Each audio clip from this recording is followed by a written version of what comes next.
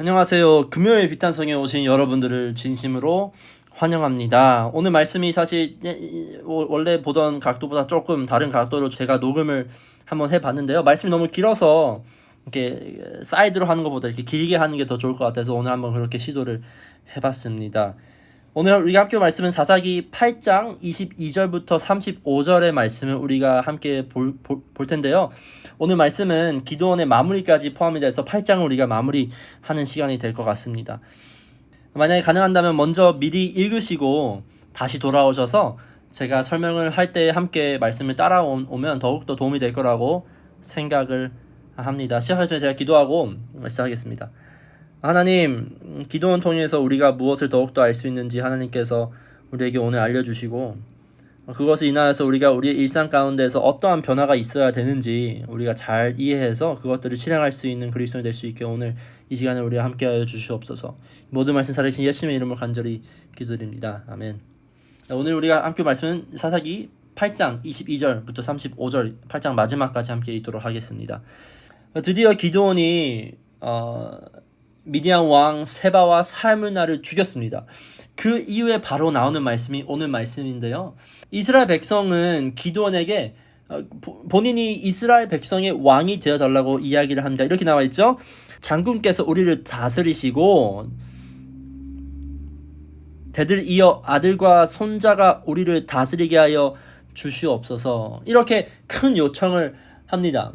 이스라엘 백성들에게는 왕에 대한 갈망이 매우 컸던 것 같아요. 사실 이거는 이스라엘 백성뿐만 아니라 모든 인간에게 왕에 대한 갈망이 매우 커요. 왕이 있으면 보이지 않는 하나님의 애써 바라보지 않아도 돼요. 또한 왕이 있으면 우리가 원할 때에 바랄 때에 바로바로 성취해낼 수 있기 때문에 왕들을 갈망하는 것은 인간들에게 자연스러운 본능인 것 같아요. 기드온이 그 요청을 받았다면 그는 그가 원하는 영광을 그리고 원하는 대우를 그대로 받았을 것이에요. 하지만 참 신기하게도 기드온은 이스라엘 백성 요청을 거절합니다. 23절에 이렇게 나와있죠. 나는 여러분을 다스리지 않을 것입니다 라고 이야기하면서 더 멋있는 이야기를 해요. 오직 주님께서 여러분들을 다스릴 것입니다.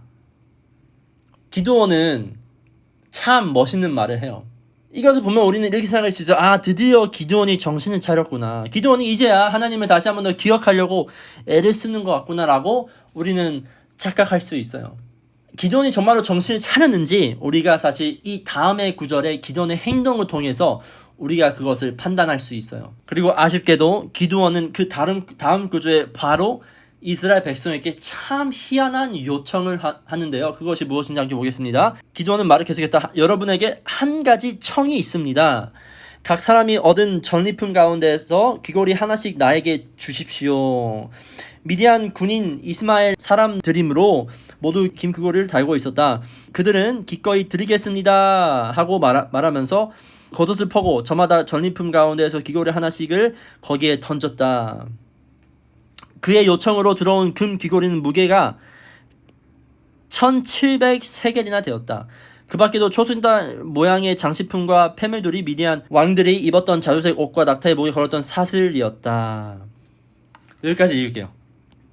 기드온의 행동은 뭐였죠? 분명히 오직 주님께서 여러분을 다스릴 것입니다라고 선포하고 왕이 되지 않겠다고 이야기를 하는데 왕이 받아야 할 모든 것을 기드온이 다 챙겨가요. 첫 번째는 뭐였죠? 귀걸이를 달라고 해요. 그 귀걸이는 금으로 만들어져 있는 거였거든요.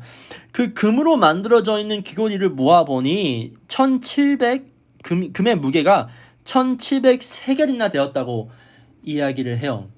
이것을 오늘날 따져서 얘기해보면 한국 돈으로 10억이에요. 10억. 그는 이제 10억이라는 돈의 재정적인 부유를 누렸고요. 또한 기드온은 한 발짝 더 나아가서 본인이 가질 수 없는 하나를 만들어서 가지기 시작하는데 27절 이렇게 나와 있습니다. 기드온은 이것들을 가지고 에봇 하나를 만들어 자기가 사는 오브라 성읍에 두었다. 그러자 온 이스라엘이 그곳에서 그것을 음란하게 섬겨서 그것은 기드온의 집안에서 올가미가 되었다. 기드온은 대제사장만 입는 에봇, 그들이 성막에 들어가서 입는 이 에봇을 본인이 만들어서 그 성읍에 두어서 이스라엘 백성들이 음란하게 섬기게 하였어요. 기드온은 대제사장이 아니에요. 그는 에봇을 입을 수 있는 사람이 아니에요. 하지만 마치 그가 대제사장인 것처럼 에봇을 만들어서 그것을 이스라엘 백성들이 섬길 수 있게 놔뒀다는 것이에요. 이스라엘 백성들은 분명히 이 에봇을 보면서 이게 우리의 우상이지 하면서 섬겼던 거는 아니라고 생각을 해요. 왜냐하면 에봇 자체가 이스라엘 백성들에게 참 선한 것을 상징했거든요. 심지어 거룩한 것을 상징했어요. 기드온은 왕도 아니었고 대제사장도 아니었지만 왕이 받아야 할 재정적인 혜택과 대제사장에게만 있는 권력, 이 에봇을 만들고 받았어요. 기드온은 그렇게 40년 동안 이스라엘 다스렸고, 말씀에 따르자면 그 땅에서 전쟁이 없고 평온했다고 기록되어 있어요. 그리고 우리가 나머지 29절부터 35절을 함께 읽어보도록 하겠습니다. 요아스의 아들 열룻발은 자기 집에서 돌아가서 살았다. 그런데 기드온의 아내가 많아 친아들 70명이나 되었다. 또 세겜에 있는 첩과의 사이에서 아들 하나가 태어났는데 그 아들에게는 아비말렉이라는 이름을 지어주었다. 요아스의 아들 기드온은 나이가 많아질 때까지 잘 살다가 죽어서 아비에셀 사람의 땅 오브라에 있는 그의 아버지 요아스의 무덤에 묻혔다. 기드온이 죽이니 이스라엘 자손이 다시 바알들을 음란하게 섬기고 바알 브릇을 자기의 신으로 삼았다. 이스라엘 자손은 주위의 모든 적으로부터 자기들을 건져내신 하나님을 기억하지 않았다. 또 여룻발이라고도 하는 기드온이 이스라엘에게 선을 베풀었지만 아무도 그 가족에게 은혜를 갚지 않았다. 아멘. 이 29절부터 35절까지의 말씀을 살펴보면 기드온은 점점 더 왕노릇을 세우려고 한 것을 우리는 볼 수 있어요. 심지어 그의 아들 아비멜렉은 그 이름의 뜻이 나의 아버지는 왕이다 라는 뜻이에요. 이 모든 것을 보면 과연 기드온은 하나님이 그들의 진정한 왕이라는 것을 믿었을까요? 기드온은 분명 머리로는 잘 알았을 거예요. 왜냐하면 하나님의 천사를 보았고 하나님의 목소리를 직접 들었고 그리고 정말로 말도 안 되는 전쟁에서 이겼기 때문에 하나님이 그의 왕이라는 것을 머리로 분명 잘 알고 있었을 것이에요. 하지만 기드온의 마음은요. 기드온의 마음에는 다른 것으로 사로잡혔다는 것이 분명해요. 기드온이 점점 잘 되다 보니까 이제는 더 이상 하나님의 구원의 은혜를 잊고 오직 본인의 승리에 취해서 성공에 취해서 마치 하나님의 이름으로 이야기는 하지만 자기가 모든 영광을 가져가고 있는 매우 위험한 자리에 있었던 것이에요.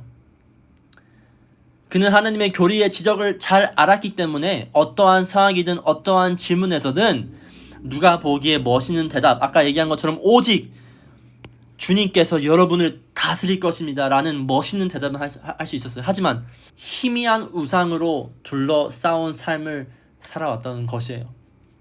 오늘 살아가는 현대 그리스도인들의 가장 큰 위험은 바로 이겁니다.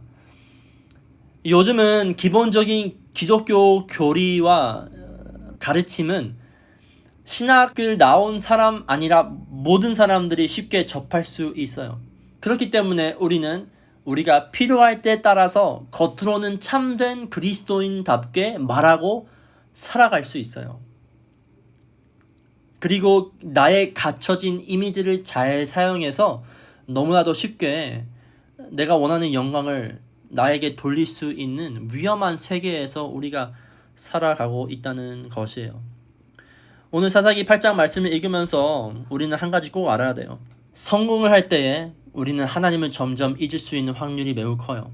우리 인생이 잘 풀릴 때에 우리가 하나님이 필요 없다고 착각할 수 있는 위험이 매우 크다는 것이에요. 우리가 만약에 그것을 잘못 사용했을 때에 기드온이 마치 본인에게 스스로 영광을 돌렸을 때에 온 이스라엘 백성들이 우상을 섬겼던 것처럼 나의 가족, 나의 이웃도 분명 그들도 모르게 우상을 세워서 여호와의 이름으로 색침만 했지 여전히 우상 숭배를 할 수 있다는 것을 우리가 오늘 말씀 통해서 꼭 기억해야 된다는 것이에요. 제가 기도하고 오늘 마무리하겠습니다. 하나님께서 사사기를 통하여서 우리에게 사사 기드온이라는 사람을 보여주셨고 이 사사 기드온을 통하여서 우리의 마무리가 어떠해야 되는지 그리고 그 과정 가운데에서 우리가 어떻게 살아가야 하는지 우리에게 가르쳐 주셔서 감사를 드립니다.